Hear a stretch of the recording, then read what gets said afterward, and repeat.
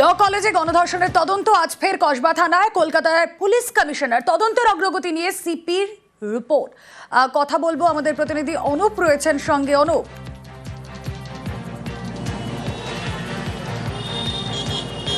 কলকাতার police commissioner Manoj Verma তিনি কিন্তু একেবারে কসবা থানায় আসেন এবং তদন্তের যে অগ্রগতি, গণধর্ষণের যে ঘটনা, সেই ঘটনার তদন্তের অগ্রগতি কোন পথে, এই সমস্ত বিষয় এবং আগামীকাল যেহেতু একেবারে 3 অভিযুক্তের কোর্ট প্রোডাকশন রয়েছে এবং সেই বিস্তারিত বিষয়ে কি এখনো পর্যন্ত এভিডেন্স তারা জোগাড় করেছে এবং কি তথ্য আগামীকাল তারা আদালতে পেশ করবে, এই সমস্ত গোটা বিষয় নিয়ে কিন্তু একেবারে ডিসি এসএসডি তিনি যেমন নিজে ছিলেন, তদন্তকারী আধিকারিক তারা ছিলেন এবং কলকাতার পুলিশ কমিশনার তিনি কিন্তু নিজে তদারকি করেন এবং তদন্তের অগ্রগতি সম্পর্কে গোটা বিষয় তিনি একেবারে খতিয়ে দেখেন এবং কি এখনো পর্যন্ত করা প্রয়োজন এই সমস্ত গোটা নির্দেশ দেন। এবং পুলিশ কমিশনার দেখা যায় 2 ঘন্টার কাছাকাছি প্রায় তিনি কিন্তু এই কসবা থানায় ছিলেন এবং তদন্তের অগ্রগতি এবং কোন পথে কিভাবে তদন্ত এগোচ্ছে এই গোটা বিষয় কিন্তু তিনি একেবারে তদারকি করেন, কথাবার্তা বলেন তদন্তকারী আধিকারিক তাদের সাথে। এরপরেই মনোজ ভার্মা সিপি তিনি কিন্তু বেরিয়ে যান এবং আগামীকাল কোর্ট প্রোডাকশনের আগে তিনি কিন্তু বেশ কিছু ফর্মুলা কার্যকলাপ যেগুলো করতে হবে সেই নির্দেশও তিনি দিয়েছেন বলে এমনটা স্পষ্ট জানতে পারা যাচ্ছে।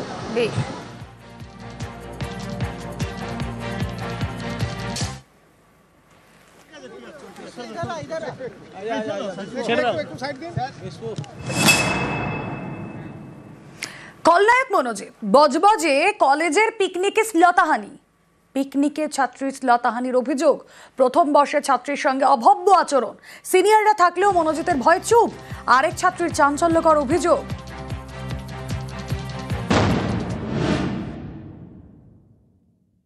আমরা যখন ফার্স্ট ইয়ারে ছিলাম, আমরা যখন এসছি তার 2 উইকস পরেই এই পিকনিকটা অর্গানাইজ হয়েছিল যেখানে আমরা বজবজ যাচ্ছিলাম। ওখানে গিয়ে সবকিছু ঠিক ছিল, but by the time it was evening উনি মদ খেতে শুরু করে দিয়েছিলেন নিজের বন্ধুদের সাথে। অ্যান্ড আমাদের সিনিয়র্স আমাদেরকে বলেছে দ্যাট তোরা ওখানে যাবি না। তারপর আমার একটা বন্ধুকে ও ডেকেছে, আমাকেও ডেকেছিল, বাট আমি যাইনি। বাট ও চলে গেছে, ওকে কেউ ওয়ার্ন করেনি। অ্যান্ড তারপর ওখানে গিয়ে ওকে মানে বাজেভাবে টাচ করছিলেন without her consent. And that time when we were in first year it was very difficult to speak up against him. Obviously ও কাঁদতে শুরু করে দিয়েছে। উনি ওকে বলছিলেন যে আমি তোমাকে ভালোবাসি, আমার একটা গার্লফ্রেন্ড আছে, বাট তাও আমি তোমাকে ভালোবাসি, তুমি অনেক সুন্দর দেখতে, এইসব বলছিল। ও বাইরে যখন এসছে তখন অনেক নার্ভাস হয়ে গেছে। ট্রেনেও ও ওর পাশে বসছে আমার অপোজিটে, আর তারপর কিছু তো একটা ওকে উইসপার করছিল, আর সেই মেয়েটা অবভিয়াসলি অনেক নার্ভাস হয়ে গেছে। সবাই সিনিয়র্সরা they were all there, but no one was saying anything because he had this power over everyone that they were very scared to speak up against him. এখানেই শেষ নয়। পদের টোপ দিয়েও শ্লীলতাহানির অভিযোগ মনোজিতের বিরুদ্ধে। একাধিক ছাত্রীকে পদের লোভ দেখানোর অভিযোগ। পদের লোভ দেখিয়ে শ্লীলতাহানির অভিযোগ। ল কলেজের ছাত্রীর চাঞ্চল্যকর অভিযোগ। ওরা আমাদেরকে বলেছে যে ইউনিটে তোমরা ভর্তি হয়ে যাও, সেক্রেটারি বানাবো, and we'll give you posts, but we did not opt for it because we knew that person by now, because আমরা যখন ঢুকেছি আমরা এরকম দেখে নিয়েছি। তারপর আমরা জানতাম যে we have to stay away from him as much as possible. আপনাকে কি রকম প্রস্তাব দেওয়া হয়েছিল? Cultural secretary and all of that listed ছিল ওরকম। I was just not interested. কলেজে উৎসব হলেই অশান্তি পাকানোর চেষ্টা। কলেজে একাধিকবার মারপিট, গালিগালাজ, সবাইকে ভাই বোন বলে ডেকেও অভব্য আচরণ। মনোজিতের ভয় অনেকেই চুপ থাকতে।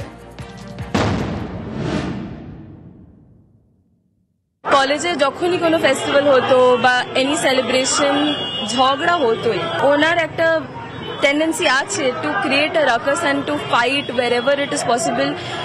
ইনফ্যাক্ট উনি মাথা ভেঙেছেন লোকেদের, অ্যান্ড গালাগালি, all of this things happened. উনি যখন সবার সাথে কথা বলতেন, আমার বোন, আমার ভাই, এরকম ভাবে কথা বলতেন, but then nobody knew that he was like he could do these things.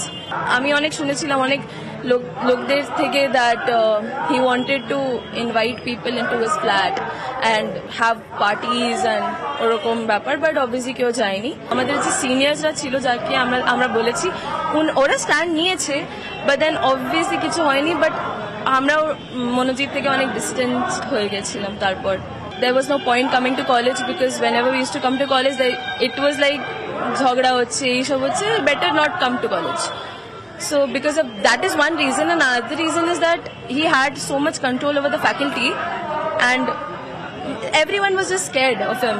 মানে উনি যা বলবেন ওটাই হবে basically. In fact, even our teachers, they were a bit scared of him. ক্যাম্পাসে নির্যাতনের পর অসুস্থ ছাত্রী, পরিস্থিতি সামাল দিতে তড়িঘড়ি ওষুধ কিনে আনে অভিযুক্তরা। কসবার ওষুধ দোকান থেকে কেনা হয় ইনহেলার। ঘটনার দিন রাত 8:30 নাগাদ দোকানে যায় ধৃত জয়েব। বিলের সময় এবং ক্রেতার নাম। ইতিমধ্যেই দোকানে সিসি ক্যামেরা ফুটেজ এবং বিল সংগ্রহ পুলিশের।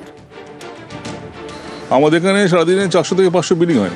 কে আসছে, কে ঢুকছে, কে যাচ্ছে, সেটা আমাদের পক্ষে সম্ভব না সেটা দেখা বা লক্ষ্য রাখা। ওই কারণে সব ক্যামেরাগুলো সব আছে। পুলিশ আসে, পুলিশ এসে যখন এগুলো সব ছানবিন করে, পুলিশ জিজ্ঞেস করে আমাদেরকে, আমরা সেই মধ্যে ফুটেজ আমরা বলি দেখে নিন, যা আছে যা নেওয়ার। ওনারা দেখেন, দেখে ওনারা সাইবার ক্রাইম থেকে এসেছিলেন, লালবাজার থেকে। ওনারা যা নেওয়ার ওনারা নিয়েছেন। তারপরে বলে বিলিং হয়েছে কিনা ওই সময় দেখতে বলেন, যে ওই সময় কোনো আইটেমের বিলিং হয়েছে কিনা। ইনহেলার মানে হ্যাঁ, ওই সময় বিলিং একটা হয়েছে সেটা দেখে, তারও প্রিন্ট আউট নেয়।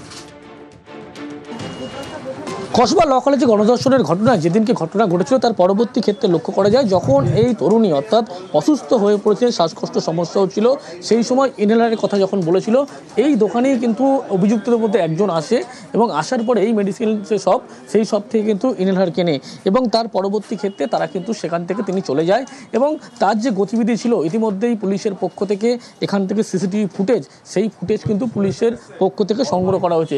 তার কি মনোভাব ছিল, কখন এসেছিল, কিভাবে এসেছিল এবং কিভাবে ইনহেলার কিনেছিল, এই সমস্ত ফুটেজ কিন্তু এখান থেকেই পুলিশের পক্ষ থেকে সংগ্রহ করেছেন।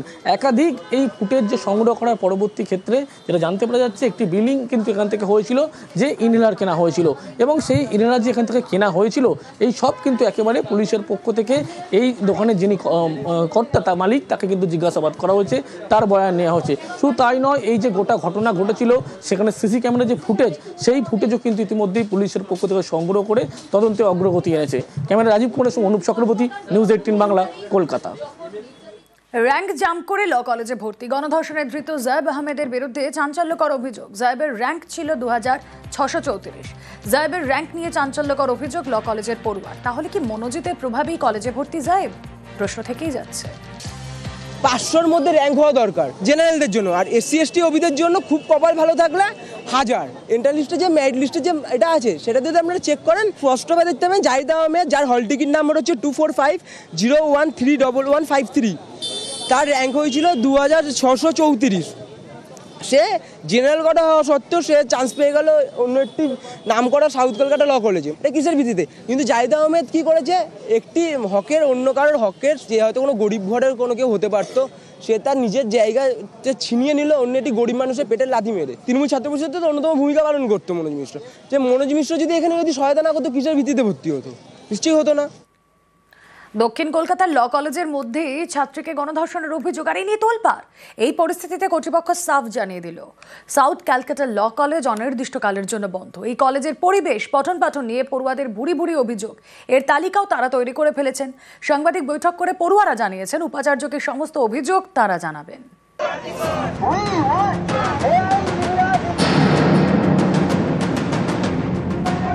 দক্ষিণ কলকাতার ল কলেজ, এই কলেজের মধ্যেই কলেজ ছাত্রীকে গণধর্ষণের মারাত্মক অভিযোগ। এ নিয়ে গত কয়েকদিন ধরে জোর শোরগোল। এরই মধ্যে ল কলেজ অনির্দিষ্টকালের জন্য বন্ধ করে দেওয়া হলো। রবিবার কলেজের ওয়েবসাইটে কর্তৃপক্ষ জানিয়েছে, গভর্নিং বডির সিদ্ধান্ত অনুযায়ী পরবর্তী নোটিশ দেওয়া না পর্যন্ত কলেজ বন্ধ থাকবে। Our classes should be regular because our subject is very tough. So we want the classes should be regular. As a student, we want our educational system to be functional. এই কলেজের পরিবেশ, পঠন পাঠন নিয়ে পড়ুয়াদের ভুরি ভুরি অভিযোগ।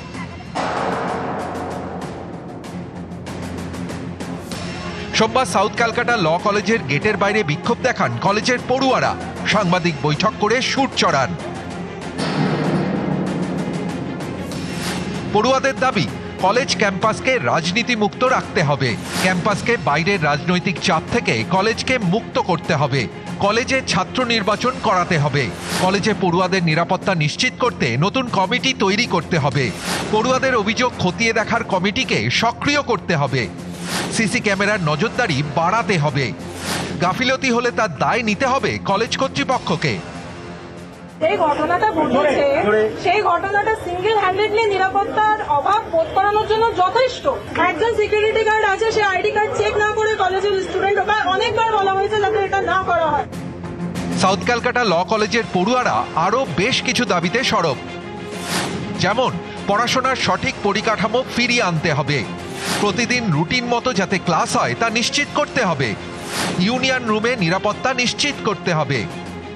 ইউনিয়ন রুম অ্যাক্সেস বা যেটা কমন রুম অ্যাক্সেস, সেই অ্যাক্সেসটা একটু ঠিকঠাক ভাবে করতে হবে যাতে পলিটিক্যাল গ্রুপসগুলো ওখানে বা যে কোনো পলিটিক্যাল ভাবে ওখানে কোনো অ্যাক্সেস আর না হয়।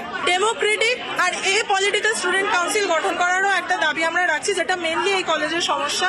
আমরা স্টুডেন্টস, আমাদের এডুকেশন প্রচুর ভাবে কম্প্রোমাইজ, সবকিছুই হচ্ছে খালি এডুকেশন ছাড়া, ক্লাসেস হচ্ছে না, সামনে পরীক্ষা, মুড কোর্টসও হয় না, ডিবেট হয় না, এগুলো হয় না, বায়াসড ভাবে হয়, যা হয় বায়াসড ভাবে হয়। নিউজ 18 বাংলা।